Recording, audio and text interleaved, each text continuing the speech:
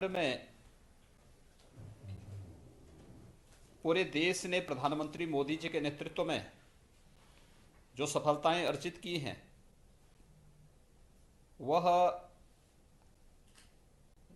पूरे देश के लिए ही नहीं बल्कि पूरी दुनिया के लिए बहुत बड़ा आश्चर्य के विषय हैं।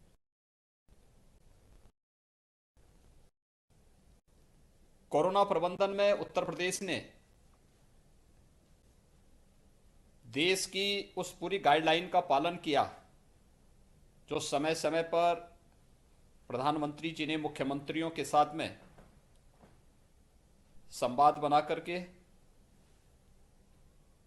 या फिर जो गाइडलाइन गृह मंत्रालय ने जारी की थी उसका पालन करते हुए हम लोगों ने उसको लागू किया। उसका परिणाम रहा कि कोविड प्रबंधन उत्तर प्रदेश का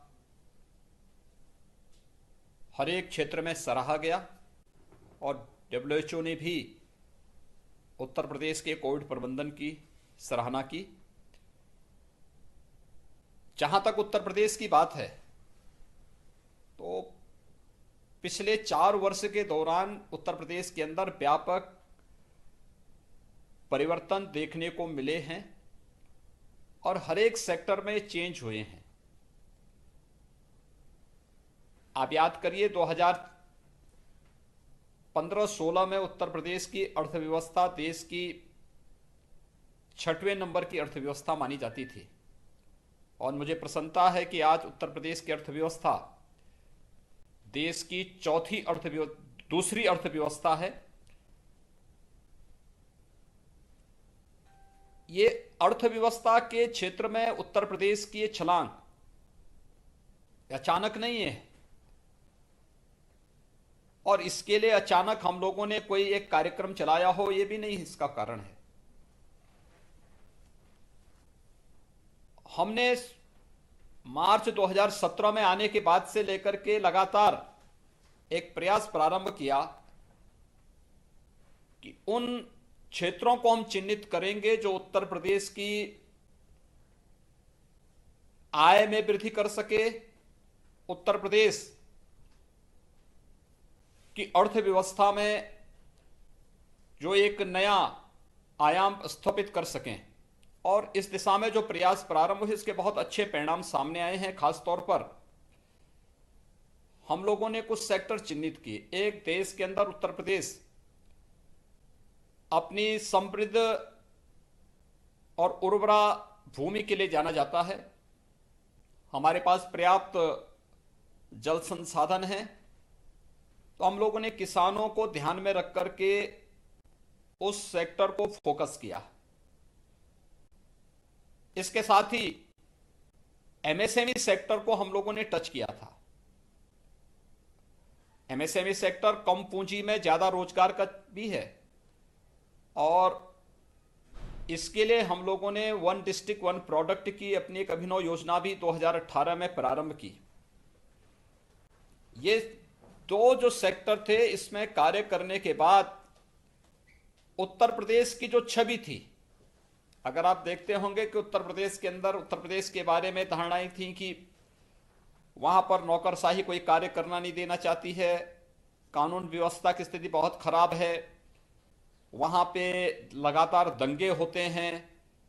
ये सभी जो धारणाएं थी हम लोगों ने उसको बदलने की ठानी और उसके अनुसार हम लोगों ने अपनी कार्य योजना आगे बढ़ाई। आज मुझे प्रसन्नता है जब हमारी सरकार के 4 वर्ष के कार्यकाल संपन्न हुए हैं, विगत 4 वर्ष में प्रदेश में एक भी दंगा नहीं हुआ, प्रदेश के अंदर कानून व्यवस्था की स्थिति बेहतर हुई, प्रदेश एमएसएमई सेक्टर को उभारने में काफी लंबी छलांग हमने लगाई और इसमें व्यापक पैमाने में रोजगार सृजन में भी हमें मदद मिली। स्वाभाविक रूप से अगर हर नागरिक के हाथ को काम मिलेगा, उसके हाथ में रोजगार होगा तो हम अनुमान कर सकते हैं कि यह रोजगार उसकी आय की वृद्धि में भी सहायक होगा। मुझे प्रसन्नता है कि 1947 से लेकर के 2017 तक इन 70 वर्षों में उत्तर प्रदेश की प्रति व्यक्ति आय कुल 47,000 रुपये तक पहुंच पाई थी और 2017 से 2020-21 के बीच में हम इसे 95,000 तक पहुंचाने में सफलता प्राप्त हुई है। ये जो ग्रोथ है ये उत्तर प्रदेश की वर्तमान स्पीड को बताता है। हमने व्यवसाय की सुगमता के लिए भी उस प्रकार का वातावरण प्रदेश के अंदर किया, जो रिफॉर्म होने थे उसको समयबद्ध ढंग से आगे बढ़ाया। आज इसका परिणाम है ईज ऑफ डूइंग बिजनेस में उत्तर प्रदेश की रैंकिंग 15-16 में जो 14वें स्थान पर थी, आज वह दूसरे स्थान पर है। एक व्यवसाय का वातावरण प्रदेश के अंदर बना, निवेश का वातावरण बना। 4 वर्ष में, 1 वर्ष का पूरा कालखंड तो केवल कोरोना से जूझते हुए हमारा व्यतीत हुआ है, लेकिन इन 4 वर्षों के दौरान आपने देखा होगा कि 3 लाख करोड़ रुपए से अधिक का निजी निवेश उत्तर प्रदेश के अंदर हुआ। यहां तक कि कोविड-19 के दौरान भी प्रदेश के अंदर 60,000 करोड़ रुपए से अधिक का निवेश हुआ, जिसमें देश की पहली डिस्प्ले यूनिट उत्तर प्रदेश के अंदर लग रही है। यह निवेश हम चीन से लेकर के आए हैं। इसी प्रकार से उत्तर भारत का डाटा सेंटर पार्क की स्थापना भी उत्तर प्रदेश में होने जा रहा है। कार्य इसमें प्रारंभ हो चुका है और भी अन्य प्रकार के निवेश को तेजी के साथ आगे बढ़ाने में हमें मदद मिली है। ये आज उत्तर प्रदेश की स्थिति है और मैं मानता हूं कि आदरणीय प्रधानमंत्री जी ने देश के सामने 2024 तक देश की इकोनॉमी को 5 ट्रिलियन यूएस डॉलर तक पहुंचाने का एक लक्ष्य निर्धारित किया है। उत्तर प्रदेश, देश की आबादी का हर छठा व्यक्ति उत्तर प्रदेश में निवास करता है, यानी देश की आबादी का सबसे बड़ा भाग उत्तर प्रदेश में निवास करता है। तो उत्तर प्रदेश ने भी तय किया है कि देश की 5 ट्रिलियन यूएस डॉलर की इकोनॉमी बनाने की प्रधानमंत्री मोदी जी के उस संकल्प के साथ हम भी जुड़ेंगे और उत्तर प्रदेश की इकोनॉमी को 1 ट्रिलियन यूएस डॉलर तक पहुंचाने की दिशा में एक नया प्रयास प्रारंभ हुआ है। आप देखना अगले 5 वर्षों के दौरान बहुत सकारात्मक परिणाम उत्तर प्रदेश के अंदर आएंगे और हमें इस क्षेत्र में सफलता प्राप्त होगी। मुझे ये बताते हुए प्रसन्नता है कि विगत 4 वर्ष के दौरान हमने जहां एक कॉमन मैन से जुड़ी भी, चाहे वह गांव का हो, किसान का है, नौजवान, महिलाओं का, हर एक तबके के लिए शासन की योजनाओं को पहुंचाया है। हर व्यक्ति आज उन योजनाओं से लाभान्वित होता है। चाहे वह 4 वर्ष में 40 लाख गरीबों को एक आवास उपलब्ध कराने का कार्य रहा हो, 1,21,000 गांवों में विद्युत इंफ्रास्ट्रक्चर पहुंचा करके 1,38,00,000 की वह आबादी जिसने आजादी के बाद भी देश के अंदर, प्रदेश के अंदर विद्युत की लाइन नहीं देखी थी, विद्युत का कनेक्शन नहीं ले पाया था, उसे मुफ्त में विद्युत का कनेक्शन उपलब्ध करवाने का कार्य हो। 2,61,00,000 से अधिक गरीब परिवारों को शौचालय उपलब्ध करवाने का कार्य हो।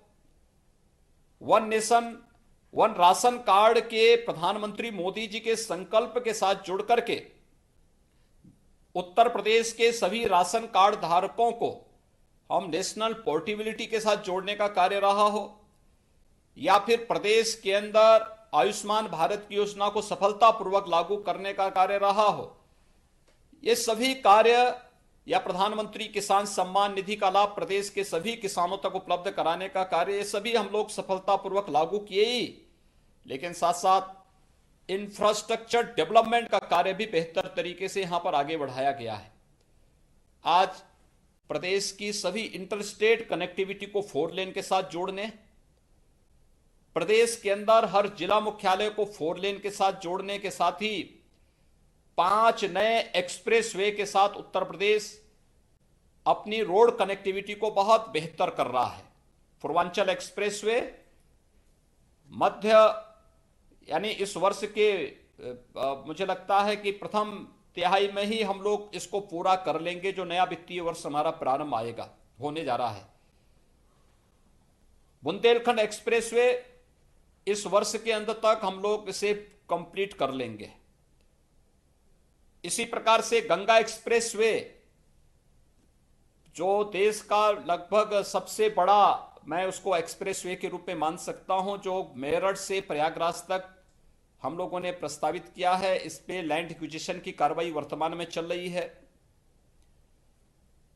गोरखपुर लिंक एक्सप्रेसवे और बलिया लिंक एक्सप्रेसवे पर कार्य गोरखपुर में कार्य युद्ध स्तर पर चल रहा है, बलिया की कार्रवाई हम आगे बढ़ा रहे हैं। ये सभी एक्सप्रेसवे के साथ ही प्रदेश के अंदर आज अगर आप एयर कनेक्टिविटी में देखेंगे तो 2017 में उत्तर प्रदेश के अंदर केवल 2 एयरपोर्ट फंक्शनल थे। आज हमारे 8 एयरपोर्ट फंक्शनल हैं। 17 पे हम वर्तमान में कार्य कर रहे हैं। देश का यानी एशिया का सबसे बड़ा इंटरनेशनल एयरपोर्ट हम उत्तर प्रदेश में जेवर में बनाने जा रहे हैं। अयोध्या में हमारा इंटरनेशनल एयरपोर्ट बनने जा रहा है। लखनऊ और वाराणसी के एयरपोर्ट इंटरनेशनल एयरपोर्ट के रूप में पहले से ही फंक्शनल हैं और कुशीनगर में इंटरनेशनल एयरपोर्ट हमारा बनकर के तैयार है। बहुत शीघ्र हम उसको अंतर्राष्ट्रीय वायु सेवा के साथ जोड़ने जा रहे हैं। ये उत्तर प्रदेश के अंदर एयर कनेक्टिविटी की दृष्टि से किए गए प्रयास भी सामने हैं, देश के सामने हैं। देश का पहला वाटरवे उत्तर प्रदेश के अंदर हल्दिया से वाराणसी के बीच में जुड़ चुका है और कोरोना कालखंड के अंदर हम लोगों ने यहाँ के किसानों की सब्जी को, फलों को यहाँ से एक्सपोर्ट करने और उत्तर प्रदेश की चीनी को भी एक्सपोर्ट करने में उसकी मदद ली थी।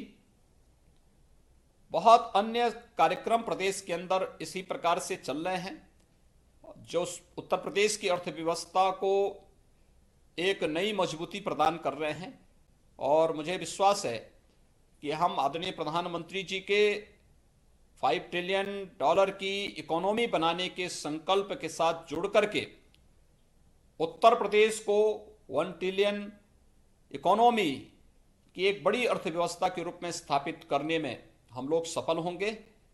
उत्तर प्रदेश अपने इस रोड मैप को लेकर के आगे बढ़ रहा है।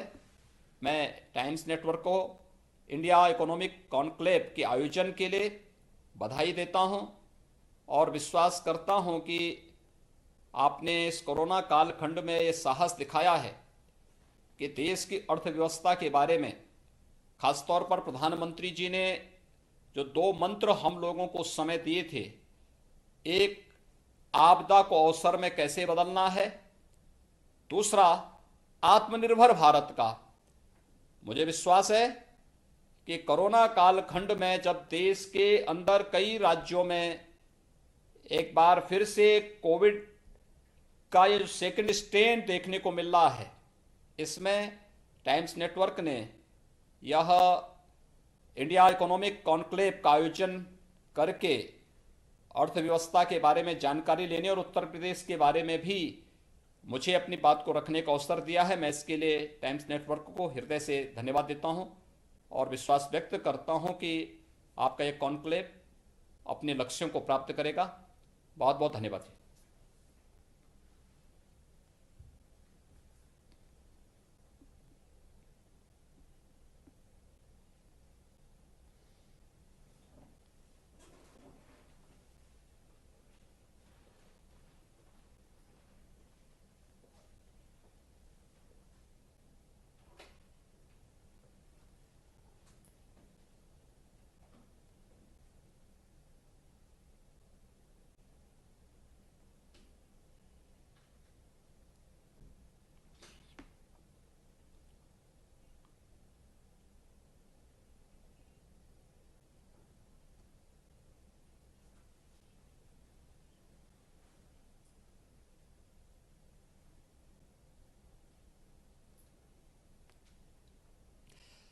नाविका जी, देखिए, मैं पहले दिन से इस बात को कह रहा हूं कि राम को हम लोगों ने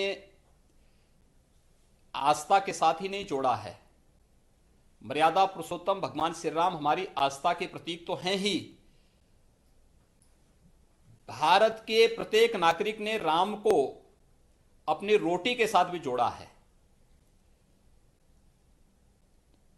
राम हमारे लिए आराध्य भी हैं, लेकिन साथ साथ हमारी आजीविका के आधार भी हैं।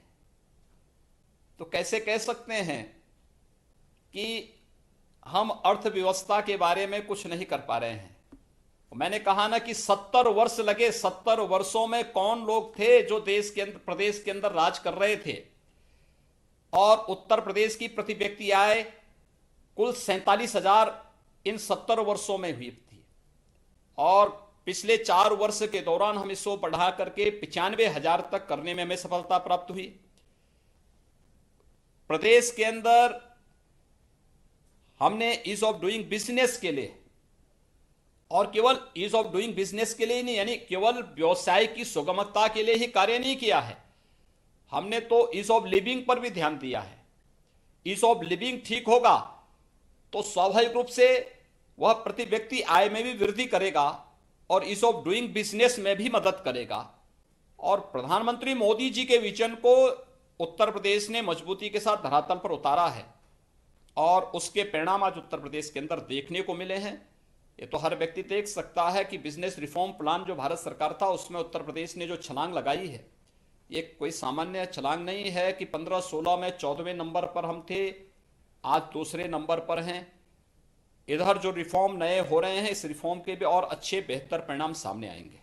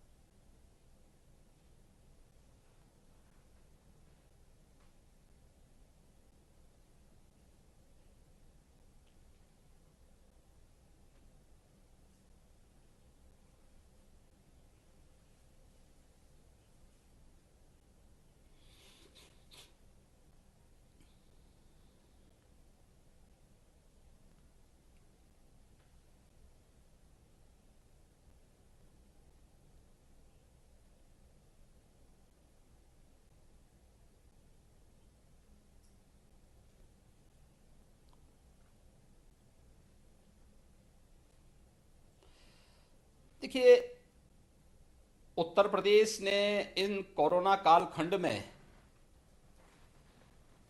हमारे उत्तर प्रदेश में 40 लाख माइग्रेंट लेबर भी आई थी, और 40 लाख माइग्रेंट लेबर को भी उत्तर प्रदेश ने पूरे सम्मान के साथ उनके घरों तक पहुंचाने का काम किया।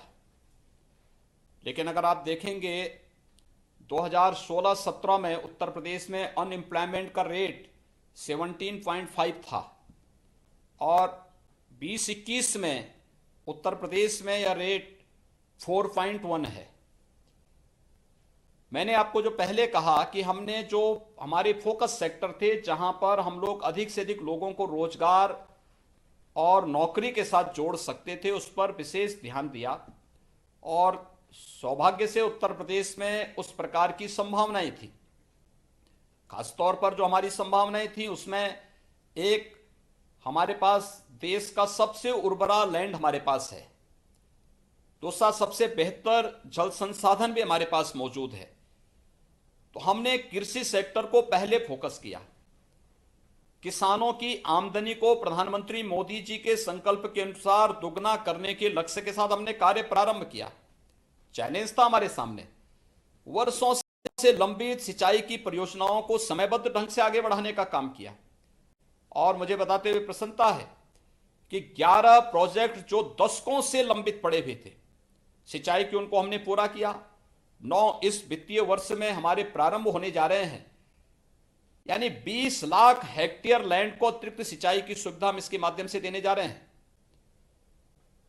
इसके अलावा प्रोक्यूरमेंट की कोई पॉलिसी यूपी में नहीं थी।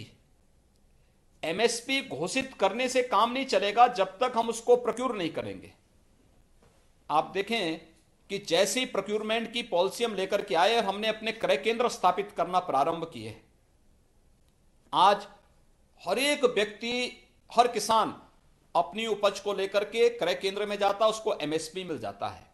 अगर विगत 4 वर्ष के दौरान हम केवल धान का ही दाम देखेंगे तो किसान को 1 कुंटल में 500 रुपये का अतिरिक्त लाभ मिला है पर कुंटल। ऐसे ही गेहूं में ही आप देखेंगे 500 रुपये पर कुंटल का अतिरिक्त लाभ एक किसान को 4 वर्ष के अंदर मिल रहा है। एमएसपी के कारण मिल रहा है, जो प्रधानमंत्री मोदी जी ने देश के अंदर लागू किया है, और इसका लाभ एक किसान ले रहा है। लेकिन ये तभी प्रभावी हो सकता है जब प्रत्येक किसान, प्रत्येक सरकार इसके लिए प्रोक्योरमेंट सेंटर स्थापित करे, मंडियों को सक्रिय करे, और ये सुविधा उसको मिलेगी। तो हमने प्रदेश के अंदर किया, इसको हमें कर। दूसरा, हमने प्रदेश के अंदर इस बारे में भी किया कि उत्तर प्रदेश इस दृष्टि से बहुत समृद्ध रहा है कि देश का सबसे बड़ा एमएसएमई सेक्टर हमारे पास था। ये परंपरागत उद्यम ये उपेक्षित हो गया था, उजड़ सा गया था। हमने 2018 में वन डिस्ट्रिक्ट वन प्रोडक्ट की अपनी एक योजना प्रारंभ की। हर एक जनपद को कहा गया कि, मैंने पहले इसमें सर्वे कराया था, सर्वे करवाने के बाद देखा कि 75 जनपदों में से 57 जनपद उत्तर प्रदेश के ऐसे हैं जिन जनपदों की अपनी कोई एक अलग पहचान रही है। जैसे वाराणसी की सिल्क की साड़ियां, भदोई की कालीन, इसी प्रकार से कन्नौज का इत्र, आपके लखनऊ की चिकनकारी, मुरादाबाद का ब्रॉस का आइटम, मेरठ का स्पोर्ट्स की आइटम, पीलीभीत की बांसुरी, अमरोह का ढोलक।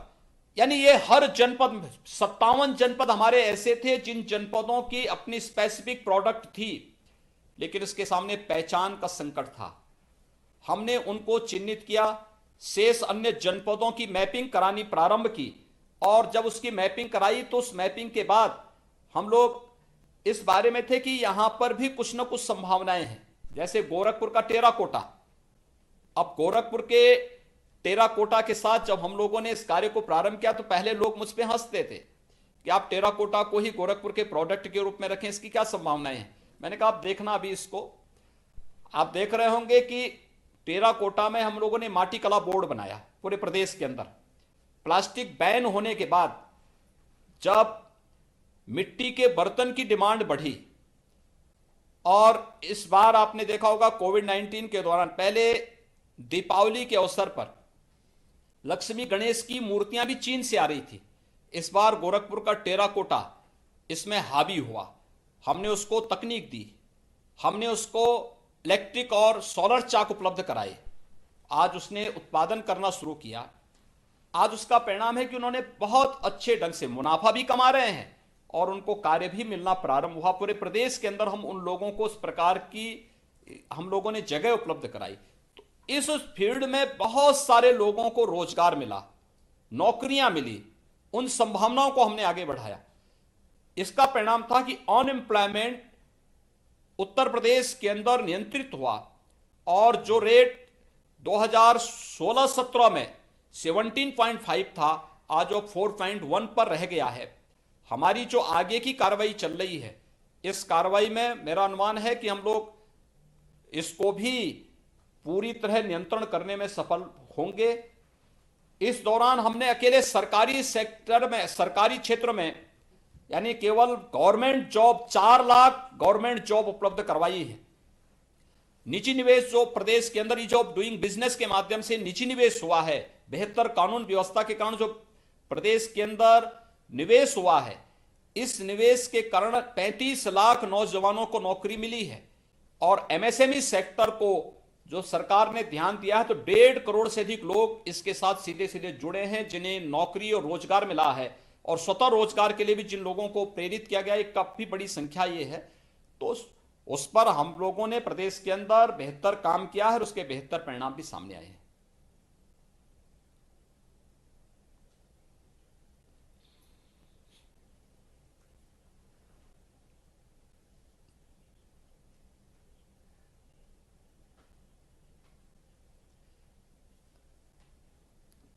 देखिए, राहुल जी अपनी बुद्धि से तो कुछ कहते हैं नहीं। उधार की बुद्धि जो है विवेक नहीं देती है।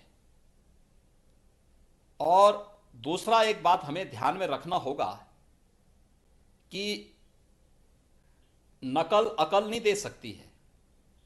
तो राहुल जी पे ये बहुत अच्छी लगती है, और जिनके बारे में हमारे स्वर्गीय नेता अरुण जेटली जी ने एक बात कही थी, मैन विदाउट ब्रेन। तो ये राहुल जी तो कहां पे क्या बात कहते हैं। उत्तर प्रदेश, इस समय तो उन्होंने उत्तर प्रदेश से एक प्रकार से अपना रिश्ता ही बंद कर दिया है, क्योंकि अब तो उत्तर प्रदेश के बारे में वो बहुत भली बुरी बातें बाहर करते हैं, बाहर की मंचों में करते हैं। तो स्वाभाविक रूप से उत्तर प्रदेश में जब उनका कोई रिश्ता नहीं, उत्तर प्रदेश में इस समय उन्होंने आना जाना बंद कर दिया है, तो उत्तर प्रदेश की वास्तविक स्थिति की जानकारी भी उनको नहीं होगी।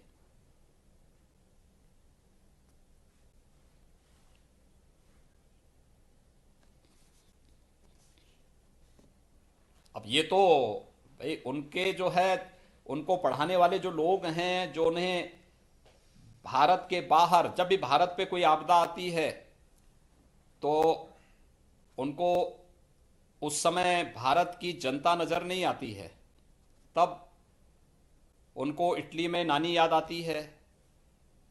उत्तर भारत में रहेंगे तो दक्षिण भारत की निंदा करेंगे, दक्षिण भारत में जाएंगे तो उत्तर भारत की निंदा करेंगे, भारत के बाहर जाएंगे तो भारत की निंदा करेंगे।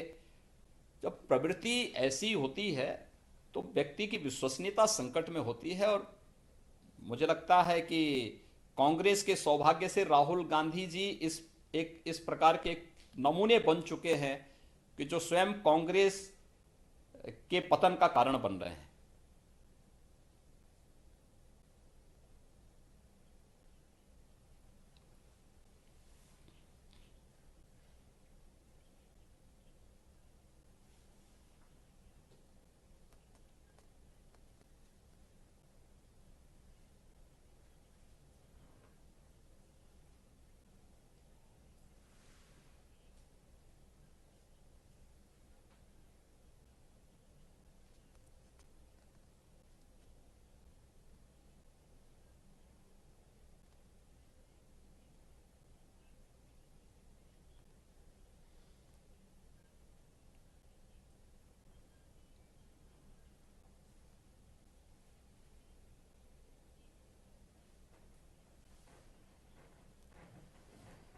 देखिए, पहला तो चुनाव किसी भी व्यक्ति को कहीं से भी लड़ने का अधिकार है, वो अपना लड़ सकता है।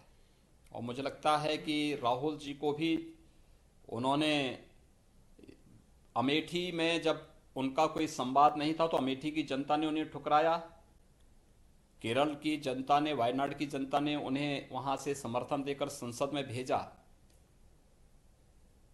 लेकिन ये कांग्रेस, केरल की कांग्रेस को सोचना चाहिए कि राहुल जी उनके लिए वरदान साबित हो रहे हैं या क्या साबित हो रहे हैं। उनके आने से ही कांग्रेस का पतन वहां भी शुरू हो चुका है। यानी जो कुछ बचा कुचा था दक्षिण भारत में, वहां पर भी किस स्थिति में कांग्रेस जा रही है, ये कांग्रेस की चिंता का विषय होना चाहिए, हमारी चिंता का विषय नहीं है। भारतीय जनता पार्टी अच्छा कार्य कर रही है और अच्छी दिशा में आगे बढ़ रही है।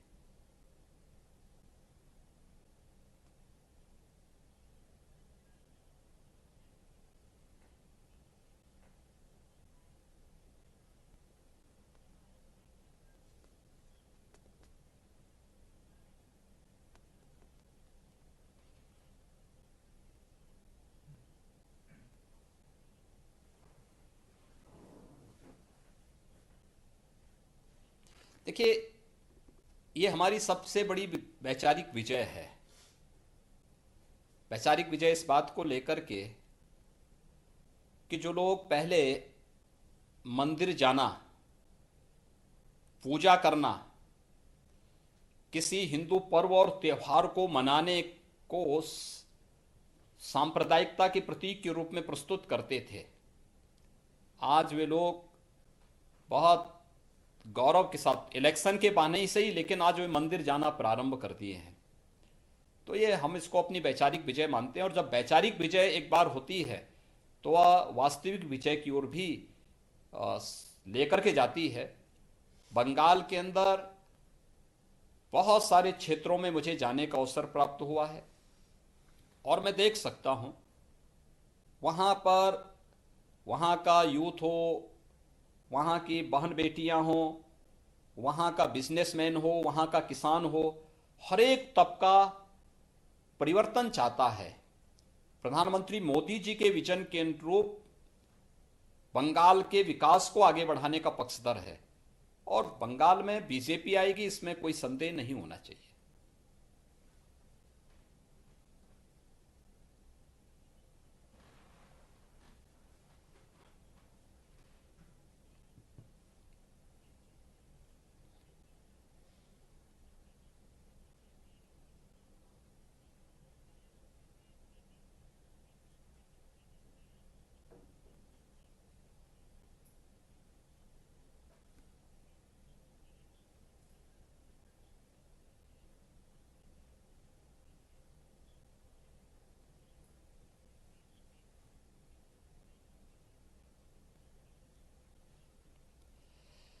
देखिए, डेवलपमेंट तो हमारा आधार है ही। हम डेवलपमेंट की इश्यू को लेकर के चल रहे हैं, लेकिन साथ साथ जब विपक्ष उस प्रकार की स्थिति पैदा करता है और उस प्रकार के मुद्दों को हवा देने का कार्य करता है, तो स्वाभाविक रूप से लोग इसके बारे में पूछते भी हैं, और उनकी इस बारे में एक अभिलाषा भी होती है कि वास्तव में हमारी इसके बारे में राय क्या है। हम लोग जनता के सामने इस बारे में बताते हैं कि भाई वास्तविकता क्या थी पहले और आज क्या है। तो मैंने तो आपको पहले बताया ना कि ये हमारी वैचारिक विषय का एक आधार है। हम लोग कभी नहीं बोले कि हम मंदिर जाने में हमें संकोच है। हमने कभी नहीं कहा कि हमें दुर्गा पूजा करने में संकोच है या कावड़ यात्रा निकालने में संकोच है। हमने कभी नहीं कहा कि हम राम मंदिर के मुद्दे से नहीं जुड़े रहे हैं। हम हमेशा इस अभियान के साथ थे, पहले दिन थे तो आज भी हैं। हमें जो कार्य करना है वह खुल के काम करेंगे, बोलेंगे कि भाई हमें भारत की आस्था का सम्मान करना है, और हर व्यक्ति को अपनी आस्था को अपने अनुसार ले जाने की का पूरा अधिकार है। लेकिन केवल हम इलेक्शन के दौरान इसको एक मुद्दा बनाने का प्रयास करें और उस दौरान फिर जनता में भ्रम की स्थिति पैदा करें, यह बुरी स्थिति है, यह नहीं होना चाहिए। हम लोगों ने इसीलिए इस बात को कहा। याद करिए 2018 में बंगाल के अंदर दुर्गा पूजा पे वहां की टीएमसी की सरकार ने रोक लगा दी थी, और उस समय एक साथ मोहर्रम और दुर्गा पूजा का आयोजन एक साथ आ गया था। उत्तर प्रदेश में यह चीज उत्तर प्रदेश में भी बराबर लागू हुई थी, तो हम लोगों ने उत्तर प्रदेश में एक व्यवस्था लागू की। हमने कहा भी देखो, दुर्गा जी की पूजा भी होगी, आप मोहर्रम का जुलूस भी निकालिए। दुर्गा जी की पूजा का समय अगर 6 बजे है, हम उसको 6:30 बजे कर देते हैं, और मोहर्रम का समय अगर 5 बजे का है, आप उसको 4 बजे कर दीजिए, 4:30 बजे कर दीजिए। क्योंकि दोनों पक्षों को हम जुलूस को रोकेंगे भी नहीं, लेकिन दुर्गा पूजा में भी व्यवधान न पैदा हो, यह सुनिश्चित किया जाए। और दोनों पक्षों को बिठा करके हम लोगों ने एक माहौल बनाया। दूसरा, हमने इस बारे में कहा कि बाध्यकारी होगा दोनों पक्षों को शासन के द्वारा दी गई व्यवस्था का पालन करना। वेस्ट बंगाल ने नहीं व्यवस्था बनाई, हमारे यहां मोहर्रम का आयोजन भी हुआ, लेकिन दुर्गा पूजा भी पूरी भव्यता के साथ संपन्न हुआ। बंगाल ने रोक लगा दी थी कि दुर्गा पूजा नहीं होंगे, क्योंकि इस समय मुहर्रम के जुलूस का समय होता है। बाद में हाई कोर्ट को आदेश करना पड़ा कि अगर उत्तर प्रदेश में यह व्यवस्था लागू हो सकती है तो वहां क्यों नहीं हो सकती। उस समय वेस्ट बंगाल के प्रशासन ने हम लोगों से गाइडलाइन मांगी कि आखिर आप कैसे इस आयोजन को कर रहे हैं। हमने कहा भी इसमें कोई बात ही नहीं भी, आप तो दोनों पक्षों का सम्मान करिए। सरकार की दृष्टि से हमारे लिए दोनों पक्ष समान हैं, हम भेदभाव नहीं करेंगे, लेकिन कानून के साथ कोई खिलवाड़ करेगा तो फिर वहां पे हमें सख्ती दिखानी पड़ेगी उन लोगों के साथ। लेकिन जब सरकार वोट बैंक के लिए झुकती है अराजक तत्वों के सामने, गुंडा तत्वों के सामने, तभी कानून के लिए संकट खड़ा होता है। और यह स्थिति वहां पे अतीत में रही है। आखिर दुर्गा पूजा में भी, सरस्वती पूजा में भी वहां की सरकार बैन कर चुकी थी, इसलिए ये मुद्दे उठे हैं और उठने चाहिए।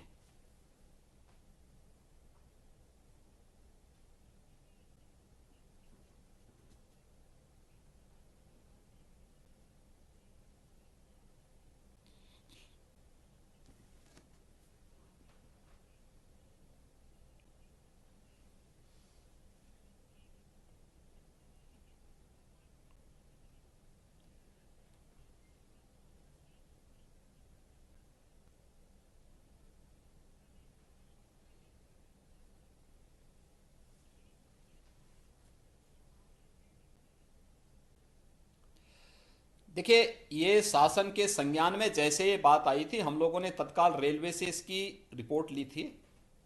ये झांसी रेलवे स्टेशन का मामला था, और फिर इस मामले में एक उच्च स्तरीय समिति बना करके जो भी इसके लिए दोषी था उसके लिए कार्रवाई करने के लिए कहा था। शक के आधार पर आप किसी को रोक नहीं सकते हैं, आपके पास जब तक कोई ठोस आधार नहीं होगा।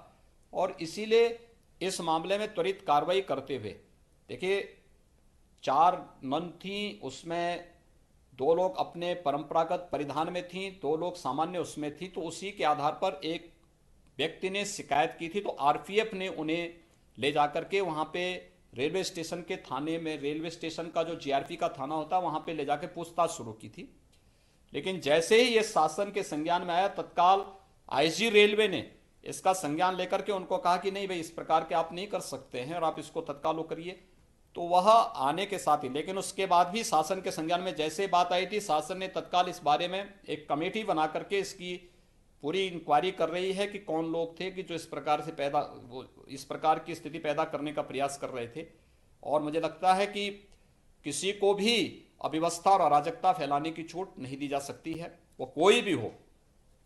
हम लोग अव्यवस्था, कानून के साथ खिलवाड़ करने की छूट किसी को नहीं देंगे।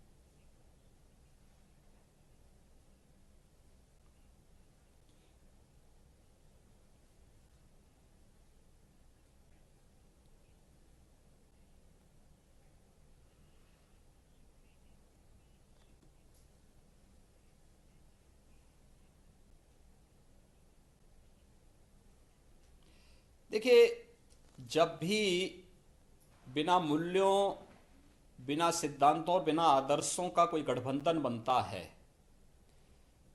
उसका यही हर्ष होता है। देखिए, राजनीति मूल्यों और सिद्धांतों की होती है, आदर्शों की होती है।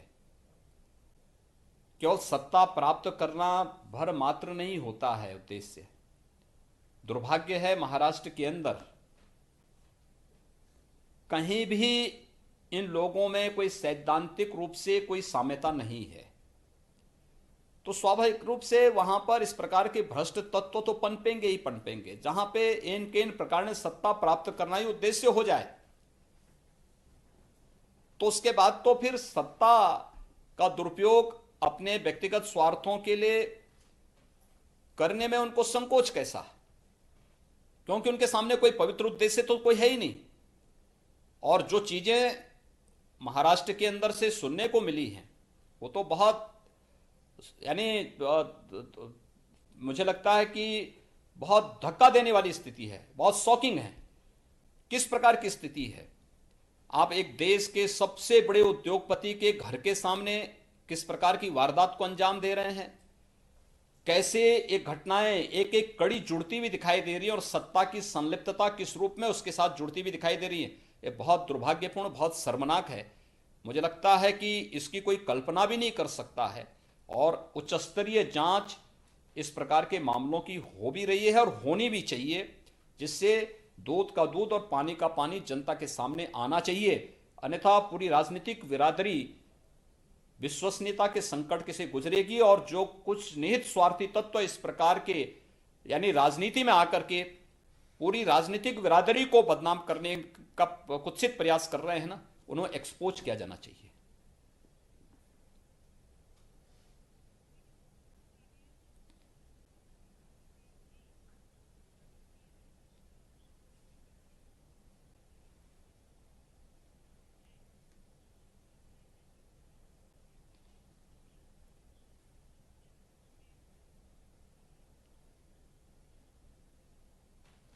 देखिए, ऐसा नहीं है। भारतीय जनता पार्टी के केंद्र की सरकार हो या राज्यों की सरकार हो या भारतीय जनता पार्टी का संगठन हो, वो अपने मूल्यों, अपने सिद्धांतों के आधार पर कार्य कर रहा है। और आज भी वह तनिक भी अपने मूल्यों और आदर्शों से भटका नहीं है। हमारे लिए सत्ता प्राप्त करना एक साधन है, ये साध्य नहीं है। इस सेवा का एक साधन है और हम लोग उसी दिशा में प्रयास कर रहे हैं। कोई भी व्यक्ति जिस पे गंभीर आरोप हैं वह सत्ता का केंद्र बिंदु बीजेपी में खासतौर पर नहीं बना है। और बीजेपी हमेशा इस बात का ध्यान रखती है, भारतीय जनता पार्टी का नेतृत्व इस बात का ध्यान हमेशा रखता है।